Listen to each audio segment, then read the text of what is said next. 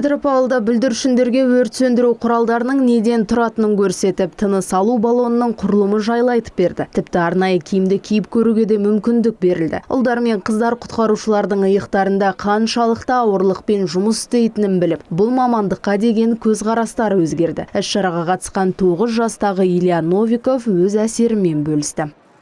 Я сегодня узнал много о чем. Мен бүгін көп нәрсені үйрендім. Өрт сөндірушілер не киеді, олар қалай және немен тыныс алады. Баллондардың ішінде не бар екенін білдім. Мен өрт сөндіруші болғым келеді, қаланы құтқарғым келеді. Бұл киімді кигенде өзімді керемет сезіндім.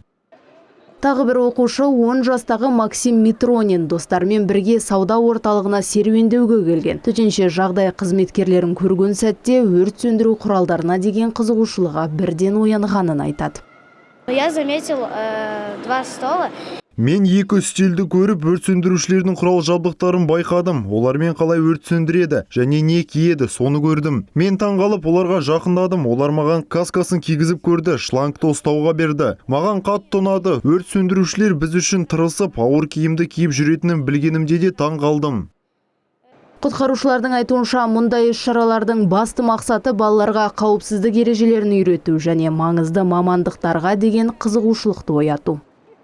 В рамках акции «Балалар қауіпсіздігі. Детская безопасность». Балалар қауіпсіздігі акциясы аясында Петропавл қаласының төтенше жағдай басқармасының қызметкерлері қаладағы сауда ойын-сауық орталықтарында мектепке дейінгі және мектеп жасындағы балаларға арналған танымдық ойын бағдарламаларын өткізуде. Сондай-ақ өрт сөндіру құралдарын көрсету жүргізілуде. Балалар құралдардың қалай көрінетінін бақылап, өздері киіп көре алады. Балаларды қорғау күні қарсаңында өрт сөндіру бөлімдерінде мектеп оқушыларына арналған экскурсияларда өтуде. Бұл акция жыл сайын ұйымдастырылады. Іс-шаралар маусым айының басына дейін жалғасады.